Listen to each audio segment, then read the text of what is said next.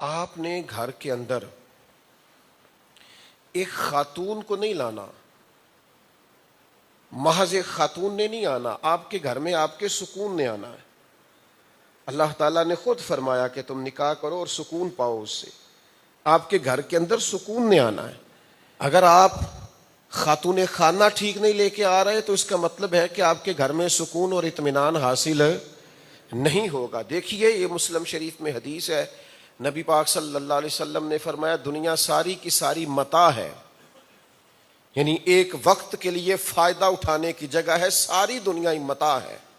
لیکن کتنے مختصر جملوں میں میرے کریم رسول علیہ السلام نے کتنی بڑی حقیقت کھول دی۔ فرمایا دنیا ساری کی ساری متاع ہے، ایک وقت تک فائدہ اٹھانے کی چیز ہے، لیکن فرمایا دنیا کی بہترین متاع نیک بیوی ہے۔ یعنی دنیا ایک متاع ہے، ہر چیز تم فائدہ اٹھا سکتے ہو، لیکن بہترین متاع نیک بیوی ہے۔ اگر تمہارے گھر کے اندر بیوی نیک آ گئی تو تم اپنی زندگی کے بہت سارے معاملات کے اندر تسلی کے لیے، سکون کے لیے، اطمینان کے لیے اپنے گھر کے اندر ایک صالح خاتون کو لے آئے ہو۔ میں تاریخ اور سیرت کے صرف 2 حوالے، زیادہ لمبی بات نہیں، صرف 2 حوالے سیرت کے، تاریخ کے، نبی کریم علیہ السلام کی حیات مبارکہ کے 2 حوالے۔ اور میرا خیال ہے کہ وہ جو خواتین اپنے حقوق ڈھونڈتی پھرتی ہیں نا، اور وہ جو نعرے حقوق کے لگاتی پھرتی ہیں، اور وہ جو معاذ اللہ ثم معاذ اللہ روشن خیال نہیں روغن خیال ہیں، ان کو میں دعوت فکر دیتا ہوں کہ حقوق کا اتنا بڑا چارٹر تمہیں کہیں نہیں ملے گا۔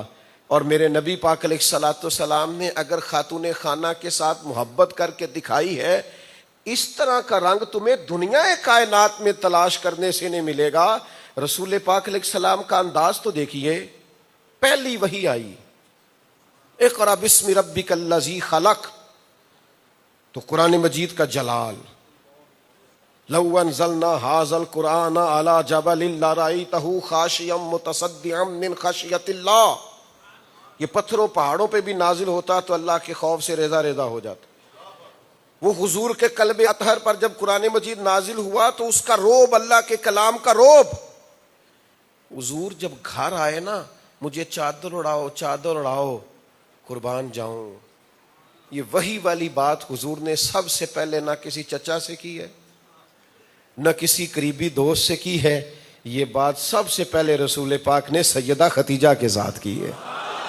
میں کیسے آپ کو سمجھاؤں کہ دین کی پہلی بات، وحی کی پہلی بات، رب کریم کے ساتھ رشتے کی پہلی بات اللہ کے حبیب علیہ السلام نے اپنی رفیقہ حیات کے ساتھ کی، جناب سیدہ خدیجۃ الکبریٰ کے ساتھ کی۔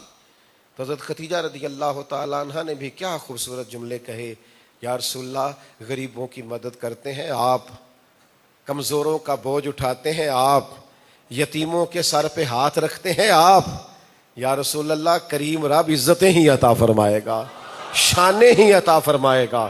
سنو نا یار، میں اس سے زیادہ اس تعلق کو بیان نہیں کر سکتا۔ ہن لباس لکم وانتم لباس لہن کی یہ تشریح سے زیادہ نہیں کر سکتا۔ پہلی وحی آئی تو بات محبوب نے اپنی اہلیہ سے کی، زوجہ پاک سے کی، ام المومنین سے کی۔ اور جب اللہ کے محبوب ظاہری طور پر دنیا سے جا رہے ہیں اور روح مبارک کچھ وقت کے لیے وجود سے جدا ہو رہی ہے، اور اللہ تعالیٰ کو رفیق اعلیٰ کہہ کے حضور پکار رہے ہیں، آؤ تمہیں بتاؤں اس رشتے کا حسن کیا ہے، اس وقت بھی محبوب نے جو اپنا سر مبارک رکھا ہے تو سید عائشہ صدیقہ کی گود میں رکھا ہوا ہے۔ میں تمہیں تاریخ انسانیت میں اس سے زیادہ بڑی مثال نہیں دے سکتا۔ اتنا پاکیزہ رشتہ، اتنا تقدس معاب رشتہ، اتنا بڑا رشتہ، اتنی بڑی معنویت، یہ لباس کی اتنی اعلیٰ تشریح۔ کہاں ہے وہ لبرل جو کہتے ہیں کہ اسلام نے معاذ اللہ میاں بیوی کے رشتے کو وہ والا حسن اور وہ والی پاکیزگی نہیں دی؟ ادھر آؤ، دروازہ رسول پہ آؤ، ادھر آؤ، گنبد خضرا کی طرف دیکھو، ادھر آؤ میرے نبی پاک کی سیرت پاک پڑھو. مرنے کی طرف دیکھ نہ جینے کی طرف دیکھ, چوٹ پڑے دل پہ تو مدینے کی طرف دیکھ. تو گھر آباد کرنا چاہتا ہے, گھر بسانا چاہتا ہے, گھر کے اندر تو چاہتا ہے کہ کرم ہو, رحمت ہو, انوار ہو, تو یہ والا رشتہ بنا جو مدینے والے محبوب کا ازواج مطہرات سے رشتہ ہے. اس سیرت پر چل, ان نقوش کی پیروی کر. تیری سیرت تیری صورت زمانے سے نرالی ہے, اور تیری ہر ایک ادا پیارے ادائے بے مثالی ہے, ادائے بے مثالی ہے. تو دوستو اس معنویت کو سمجھو نا.